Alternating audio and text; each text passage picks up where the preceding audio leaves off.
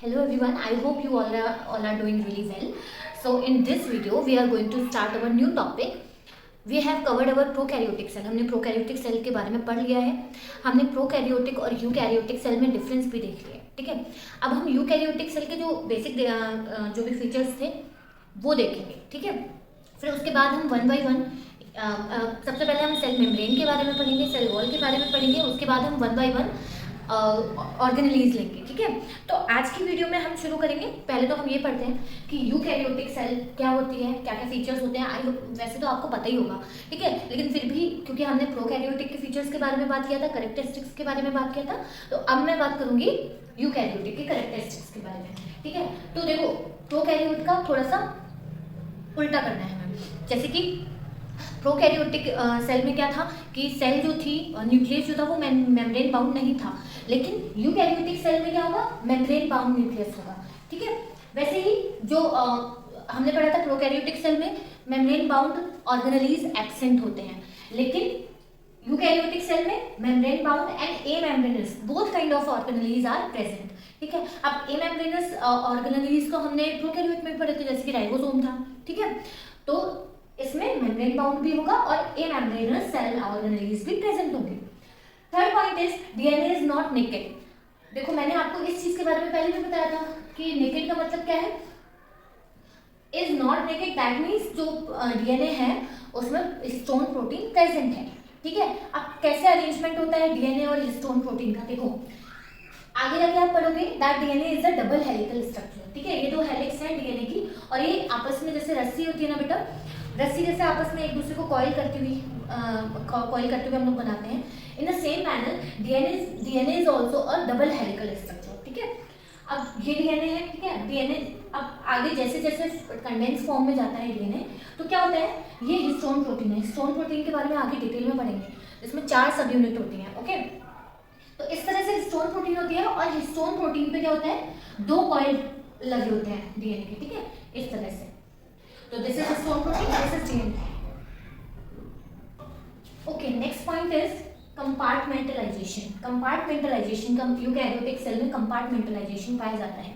इसका मतलब क्या है, देखो प्रोकैरियोटिक सेल सिंगल सेल है, यूनिसेल्युलर है. ठीक है, लेकिन जो यूकैरियोटिक सेल है उसमें काफी सारे ऑर्गेनिज्म ऐसे हैं जो मल्टी सेलुलर है. ठीक है, अब मल्टी सेलुलर है तो इनमें क्या फीचर होता है, जो सेल होती है हर सेल का अपना एक डेफिनेट फंक्शन मतलब फंक्शन परफॉर्म होते हैं सेल के अंदर. ठीक है, और वहाँ पर एक केमिकल एनवायरनमेंट पाया जाता है उन फंक्शंस को परफॉर्म करने के लिए, है ना. लाइक केमिकल्स आर इन एक क्या बोलते हैं, एक इक्विलिब्रियम स्टेट में होते हैं, मतलब जितने की जरूरत है उतने ही प्रेजेंट होते हैं.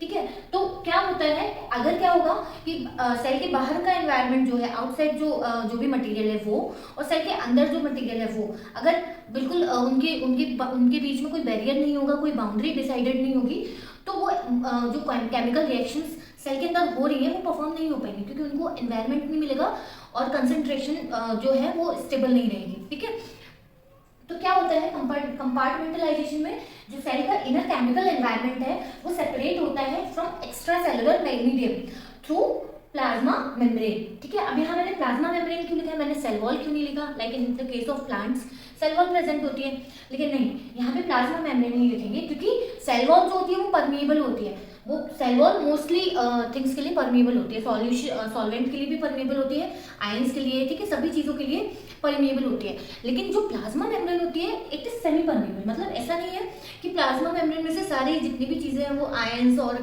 कोई भी एंजाइम है कुछ भी है वो आ जा रहा है, नहीं, इट इज सेमी परमिएबल. मतलब सेल को जिन चीज़ों की रिक्वायर्ड होगी जिस टाइम पर उसी के अकॉर्डिंग ये लोग क्या करते हैं, अंदर बाहर मटेरियल को करते हैं. ठीक है, तो प्लाज्मा मेम्ब्रेन बैरियर का काम करती है सेल के इनर केमिकल एनवायरनमेंट और बाहर का जो एनवायरनमेंट है मीडियम है उसमें. ठीक है, नेक्स्ट पॉइंट इज जो राइबोसोम प्रेजेंट होता है यूकैरियोटिक सेल में वो 80S टाइप का राइबोसोम होता है. ठीक है, हमने पढ़ा था कि प्रोकैरियोटिक सेल में 70S टाइप का राइबोसोम है, जिसमें 50S एंड 30S 2 सब यूनिट्स होती हैं.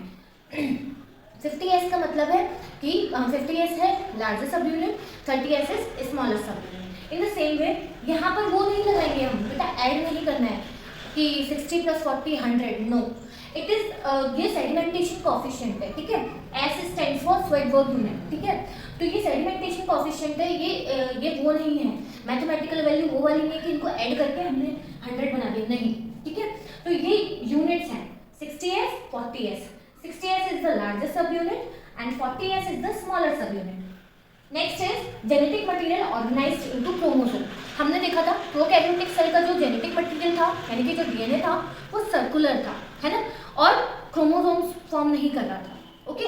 But in the case of eukaryotic cell जो जेनेटिक मटेरियल है वो क्या फॉर्म करता है, एक ऑर्गेनाइज फॉर्म नहीं करता, मतलब ऑर्गेनाइज होता है अपने आप को, और ऑर्गेनाइज होकर क्या बना लेता है, क्रोमोसोम, ठीक है।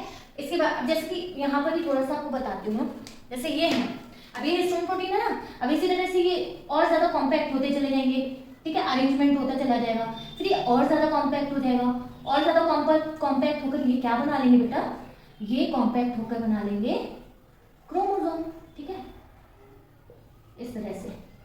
अब इनके ऊपर डीएनए कॉइल होता जाएगा, फिर और कॉम्पैक्ट होगा, और तो ये एक मॉडल दिया था पूरा, वो हम आगे डिटेल में पढ़ेंगे, ठीक है। तो ये क्रोमोसोम के फॉर्म में ऑर्गेनाइज हो गया, okay. So this is it for this video. I hope you get the points. In the next video we will study about the cell membrane, मतलब उसके बारे में डिटेल में बात करेंगे, उसके जितने भी मॉडल्स दिए गए हैं, ठीक है, जितने भी थ्योरीज दी गई हैं, ठीक है, और जितने भी फंक्शंस हैं, मॉडिफिकेशंस हैं, उन सभी के बारे में बात करेंगे। So thank you so much for joining. Have a nice day. Previous video we have talk about a eukaryotic cell, है ना। अब हम डिटेल में स्ट्रक्चर पढ़ना शुरू करते हैं। सो मैंने आपको बोला था, I have told you that कि जो यूकैरियोटिक सेल है, ठीक है, उसमें जो प्लांट सेल होती है उसमें क्या प्रेजेंट होता है, सेल वॉल, है ना। प्लांट सेल, फंजाई, इनमें क्या प्रेजेंट होता है, सेल वॉल। तो हम सबसे पहला स्ट्रक्चर जो उठा रहे हैं सेल में, वो हम उठा रहे हैं सेल वॉल, ठीक है। तो देखो ये मैंने अभी एक रफ डायग्राम बनाया है सेल का, ठीक है। आगे जाके मैं एक इलैबोरेटेड डायग्राम बनाऊंगी जिसमें आपको एक एक चीज़ क्लियर हो जाएगी, ठीक है। तो अभी मैंने आपको बस इतना बताने के लिए that cell wall is the outer most covering of the cell, ठीक है, not in animal cell, okay, only in plant cell and fungi, okay. So ये आउटर मोस्ट जो कवरिंग है ये वाली, ये क्या है, सेल वॉल है। इसके नीचे क्या है, सेल मेम्ब्रेन है, दूसरी वाली। इसके अंदर सारे सेल ऑर्गेनेलीज हैं, ठीक है, न्यूक्लियस है, ओके। तो अब हम पहले सेल वॉल के बारे में पढ़ेंगे, उसके बाद हम सेल मेम्ब्रेन के बारे में या फिर प्लाज्मा मेम्ब्रेन के बारे में पढ़ेंगे। Then we will talk about these things, okay, जो इसके अंदर है, cytoplasmic organelles. So let us be start. सब first thing is that cell wall is non living rigid structure, rigid structure है, नॉन लिविंग है, रिजिड है। That is why कि rigid होने की वजह से ये क्या करता है, शेप प्रोवाइड करता है सेल को, ठीक है। फर्स्ट पॉइंट, सेकंड पॉइंट मैंने पहले बता दिया that it is the outer most covering in plant and fungi, ठीक है, प्लांट एंड फंजाई में ये it is the outer most covering. Third point है give shape to the cell. Obviously it is rigid, hard होती है, ठीक है, easily मतलब इलास्टिक नहीं होती है नेचर में, तो that is why it gives the shape to the cell, ठीक है। नेक्स्ट पॉइंट है protects the cell from mechanical damage and infection. Obviously outer most covering है, जैसे हमारी स्किन है, हमारी बॉडी में जो आउटर मोस्ट कवरिंग है, हमारी पूरी बॉडी जो है वो प्रोटेक्टेड है किससे, स्किन से, ठीक है। तो अगर हमें कुछ भी होता है, कट लगता है, ठीक है, या फिर बर्न होता है, तो वो सारी चीज़ें किस पर आती हैं, स्किन के ऊपर। मतलब स्किन हमारी पूरी बॉडी के इंटरनल ऑर्गन्स को क्या करता है, प्रोटेक्ट करती है, ठीक है। तो इन द सेम वे क्योंकि सेल वॉल भी आउटर मोस्ट कवरिंग है, रिजिड है स्ट्रक्चर में, सो इट ऑल्सो ये भी क्या करती है, मैकेनिकल डैमेज से प्रोटेक्ट करती है सेल को, और क्या प्रोवाइड करती है, इन्फेक्शन से इसको बचाती है, ठीक है। तो नेक्स्ट पॉइंट है सेल सेल इंटरेक्शन। एक सेल दूसरे सेल से इंटरेक्ट कैसे करती है, ठीक है, क्योंकि देखो सेल खुद के तो फंक्शंस परफॉर्म कर, सेल के अंदर अपने फंक्शंस तो हो ही रहे, लेकिन सेल आपस की जो आसपास की सेल्स होती हैं उनमें भी कोऑर्डिनेशन होता है, ठीक है। तभी तो क्या होता है, सेल्स मिलकर टिश्यू बनाते हैं। टिश्यू क्या होता है, the group of cells which perform the same functions कैसे परफॉर्म करेंगे सेल्स, जब तक उनमें कोई कोऑर्डिनेशन नहीं होगा, है ना। तो इस तरह से ये क्या करता है, सेल सेल इंटरेक्शन करता है। अब एल्गी की जो सेल वॉल होती है वो किससे बनी होती है? सेलुलोज, गैलेक्टन्स, ठीक है, मैनन्स एंड मिनरल्स, ये कुछ सब्सटेंसेस हैं जिनसे मिलकर क्या बनती है? एल्गी की cell wall. Cellulose, galactans, mannans and minerals. Minerals में जैसे कि कैल्शियम कार्बोनेट। ओके, प्लांट्स की सेल वॉल किससे मिलकर बनी होती है? Plant cell wall is made up of cellulose, hemicellulose, pectins, pectins में भी कैल्शियम एंड मैग्नीशियम पैक्टिन्स, ठीक है, एंड प्रोटीन्स। सो ये हमने पढ़ा है किसके बारे में? सेल वॉल के बारे में। अब हम इसका डिटेल स्ट्रक्चर देखते हैं, ठीक है, कि इसमें क्या क्या इंक्लूडेड होता है। तो अब हम शुरू करेंगे सेल वॉल का डिटेल स्ट्रक्चर, ठीक है। तो सेल वॉल के स्ट्रक्चर में सबसे पहले हम देखेंगे सबसे पहली लेयर जो है वो प्राइमरी सेल वॉल की है, ठीक है। प्राइमरी सेल वॉल के बाद बनती है सेकेंडरी सेल वॉल, ठीक है। अब क्योंकि देखो प्राइमरी है that means it made before, मतलब ये सबसे पहले बनती है। उसके बाद सेकेंडरी सेल वॉल, तो जो सेकेंडरी सेल वॉल होती है वो साइटोप्लाज्मिक साइड होगी, मतलब यहाँ पर साइटोप्लाज्म प्रेजेंट होगा और इसी तरफ क्या होगी? Secondary cell wall. उसके बाद प्रेजेंट होती है प्लाज्मा मेम्ब्रेन, ठीक है। अब एक चीज आप देख रहे होगे, जो सेल्स हैं वो एक दूसरे से चिपकी हुई हैं, एडजेसेंट है, ठीक है। अब ये जो एडजेसेंट सेल्स हैं ये बीच में एक रेड कलर की जो आप लाइन देख रहे हो इससे कनेक्टेड है, ठीक है। इनके बीच में बिल्कुल ऐसा नहीं है कि स्पेस है, गैप है, कैविटी है, नहीं, इनके बीच में रेड कलर की लेयर होती है जिसको हम बोलते हैं, मतलब मैंने रेड कलर की बनाई है, रेड कलर की होती है, ठीक है। तो ये जो रेड कलर की आप देख रहे हो ना लाइंस, ये क्या है? Middle lamella. तो मिडिल लैमेला क्या करता है? दो एडजेसेंट सेल्स को ज्वाइन यानी कि कनेक्ट करने का काम कौन करता है? Middle lamella. अब ये क्वेश्चन आता है कि मिडिल लैमेला के दोनों तरफ कौन सी सेल वॉल प्रेजेंट होती है, ठीक है। तो अब ये देखो, ये एक सेल है, ये दूसरी सेल है, आउटर वाली यह है क्या है? प्राइमरी सेल वॉल, और ये दूसरी सेल की आउटर क्या है? प्राइमरी सेल वॉल, और इन दोनों के बीच में क्या है? Middle lamella. तो मिडिल लैमेला के दोनों तरफ कौन सी सेल वॉल होती है? Primary cell wall. तो यहाँ पर हम लिख देंगे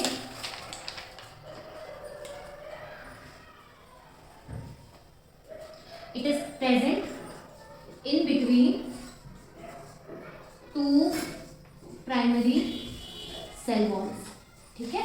दो प्राइमरी सेल वॉल्स के बीच में प्रेजेंट होता है क्या? Middle lamella. अब आप यहाँ पर कुछ देख रहे होंगे, ये गैप्स बने हुए हैं, इनको बोलते हैं हम प्लाज्मोडेस्माटा, ठीक है। प्लाज्मोडेस्माटा के थ्रू क्या होता है? जो मटेरियल है वो इंटरचेंज होता है, मतलब साइटोप्लाज्मिक जो मटेरियल होता है वो एक सेल से दूसरे सेल में क्या होता है? ट्रांसफर होता है। तो ये कुछ कनेक्शंस होते हैं एक सेल और दूसरी सेल के बीच में, ठीक है। तो ये तो अभी मैंने ओवरव्यू दिया है, आपको स्ट्रक्चर दिखा दिया। सबसे अब एक बार रिवाइज करते हैं। सबसे पहले primary cell wall, secondary cell wall, उसके बाद है प्लाज्मा मेम्ब्रेन, ठीक है। मिडिल लैमेला, दो एडजेसेंट जो सेल वॉल है उनकी प्राइमरी सेल वॉल के बीच में प्रेजेंट होता है, ठीक है। दो एडजेसेंट सेल वॉल के सेल्स के प्राइमरी सेल वॉल के बीच में क्या प्रेजेंट होता है? Middle lamella. देखो इस तरह से, ये है प्राइमरी सेल वॉल किसी सेल की, ठीक है, ये है प्राइमरी सेल वॉल, ये प्राइमरी सेल वॉल है, और इनके बीच में क्या प्रेजेंट है? मिडिल लैमेला, ये, ठीक है, ये प्रेजेंट है मिडिल लैमेला, ठीक है। तो ये क्या करता है? ये कनेक्ट करता है दो सेल्स को। ओके, आगे बढ़ते हैं। We are going to further proceed. हमने सेल वॉल का स्ट्रक्चर देख लिया था, ठीक है। अब हम स्ट्रक्चर के बारे में डिटेल में देखते हैं कि किस स्ट्रक्चर में क्या क्या फंक्शन, क्या क्या करेक्टरिस्टिक्स हैं, ठीक है। तो हमने सबसे पहले क्या पढ़ा था? दैट सेल वॉल का जो आउटर मोस्ट पार्ट होता है it is made up of primary cell wall, ठीक है। सो प्राइमरी सेल वॉल के बारे में लिखा है। फिर उसके बाद कौन सा पार्ट होता है? सेकेंडरी सेल वॉल, ठीक है।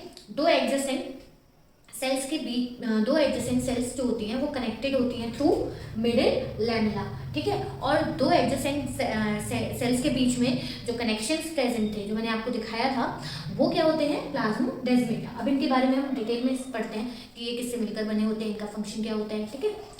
सबसे पहला है primary cell wall, it is capable of growth, ठीक है। प्राइमरी सेल वॉल कैपेबल होती है ग्रोथ में। वैसे तो हमने ओवरऑल ये पढ़ा है कि cell wall is a rigid structure, ठीक है, लेकिन प्राइमरी सेल वॉल जो होती है it is capable of growth, ठीक है। सेकेंड पॉइंट है present either sides of middle lamella. हमने देखा था ना कि ये है हमारी प्राइमरी सेल वॉल, मान लो, ठीक है, दो एडजेसेंट सेल्स हैं ये, ठीक है, प्राइमरी सेल वॉल है, और इन दोनों प्राइमरी सेल वॉल को के बीच में क्या प्रेजेंट था? मिडिल लैमेला, ठीक है, middle lamella. Third point is it is optically active. जो प्राइमरी सेल वॉल होती है ये ऑप्टिकली एक्टिव होती है, ठीक है, थिन होती है एंड इलास्टिक होती है। ऑब्वियसली अगर ये ग्रोथ के लिए कैपेबल है दैट मीन्स कि इसमें इलास्टिसिटी है ना, It can increase its size. Next point is it is made up of cellulose, hemicellulose and polysaccharides. ठीक है, it is made up of cellulose, hemicellulose and polysaccharides. इससे रिलेटेड एक point है, मैं आपको बताऊंगी। पहले इन सारे पॉइंट्स को हम कवर करते हैं, उसके बाद हम आगे देखेंगे। ठीक है, तो एक पॉइंट इसमें रहेगा, नोट पॉइंट है, और एक पॉइंट इसका रहेगा। यहाँ पर जगह नहीं थी तो इसलिए मैंने यहाँ पर नहीं बता पाया। ये मेन पॉइंट्स हैं, इनको देख लेते हैं, फिर इनके अंदर जो एक्स्ट्रा इन्फॉर्मेशन होगी वो मैं आपको फर्दर आगे बता दूंगी। ठीक है, अच्छा, जो प्राइमरी सेल वॉल होती है उसमें ना डिप्रेशन होते हैं। ठीक है, गड्ढे नुमा कुछ चीज़ें होती हैं जिसकी वजह से इनका स्ट्रक्चर जो होता है वो बीडेड लगता है, मतलब मोती जैसा लगता है। इनके ऊपर ऐसा लगता है कि मोती रखे हुए हैं। ठीक है, तो जो डिप्रेशंस हैं उनको हम क्या बोलते हैं? प्राइमरी पिट फील्ड्स। क्या बोला जाता है? प्राइमरी पिट फील्ड्स। नेक्स्ट हम देखते हैं secondary cell wall. Secondary cell wall जो होती है वो साइटोप्लाज्मिक साइड होती है, मतलब कि ये प्राइमरी सेल वॉल है, ऑरेंज कलर की जो बनाई है मैंने, और ये हमारी है सेकेंडरी सेल वॉल। ठीक है, तो ये यहाँ पे साइटोप्लाज्म प्रेजेंट होगा ना सेल के अंदर, तो it is cytoplasmic, it is on the cytoplasmic side. I hope you get this point. ठीक है, next point is thick and rigid. अब ये वाली जो सेल वॉल होती है ये कैसी होती है? थिक होती है और रिजिड होती है, मतलब ये इलास्टिक नहीं होती है। ये भी किससे बनी होती है? सेम जैसे प्राइमरी सेल वॉल मिलकर बनी होगी उससे ये सेकेंडरी सेल वॉल मिलकर बनती है, सेलुलोज, हेमीसेलुलोज और पॉलीसेकेराइड्स। ठीक है, नेक्स्ट है मिडिल लैमेला। मिडिल लैमेला के बारे में तो आपको बहुत अच्छे से समझ में आ गया होगा, दैट इट इज एक present between two primary cell wall. ठीक है, तो ये देखो, ये पहली प्राइमरी सेल वॉल है, ये दूसरी प्राइमरी सेल वॉल है। इन दोनों के बीच में ये क्या बोलते हैं, बैगनी रंग का मैंने क्या बनाया है? Middle lamella. अब देखो, it connects two adjacent sales. Obviously ये एक सेल है, ये पहली सेल है। ठीक है, ये एक फर्स्ट सेल है, सेकंड सेल है। ठीक है, और फर्स्ट एंड सेकंड सेल को कौन कनेक्ट कर रहा है? Middle lamella. कौन कनेक्ट कर रहा है? Middle lamella. Okay, it is optically inactive. ये छोटे छोटे पॉइंट्स जो है ना ये बहुत इंपॉर्टेंट है, यही एग्जाम में पूछ ले जाते हैं पॉइंट्स बना के, इनमें से कौन सा करेक्ट है। ठीक है, तो देखो, primary cell wall optically active थी, middle lamella is optically inactive. Primary cell wall elastic थी, सेकेंडरी सेल वॉल रिजिड है। ठीक है, प्राइमरी जो मिडिल लैमेला है, अब ये किससे मिलकर बनता है? ये पेक्टेट्स से मिलकर बनता है, पेक्टेट्स। ठीक है, ये होता है पेक्टेट्स। क्या होते हैं? ये सॉल्ट्स होते हैं, सॉल्ट्स ऑफ पैक्टिक एसिड। ठीक है,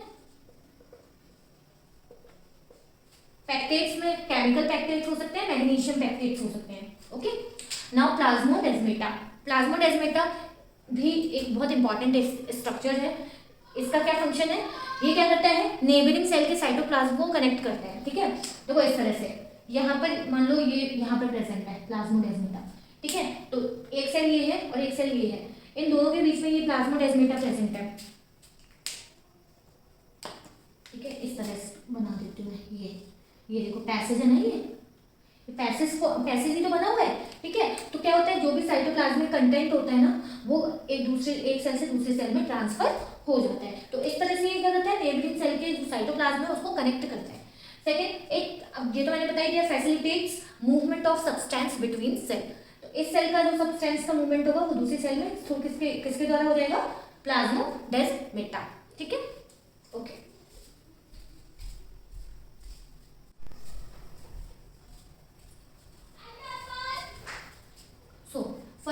कुछ नोट पॉइंट्स मैंने आपको बोला था कि कुछ नोट पॉइंट्स मैं वो आपको आगे बताऊंगी क्योंकि वहाँ जगह नहीं थी।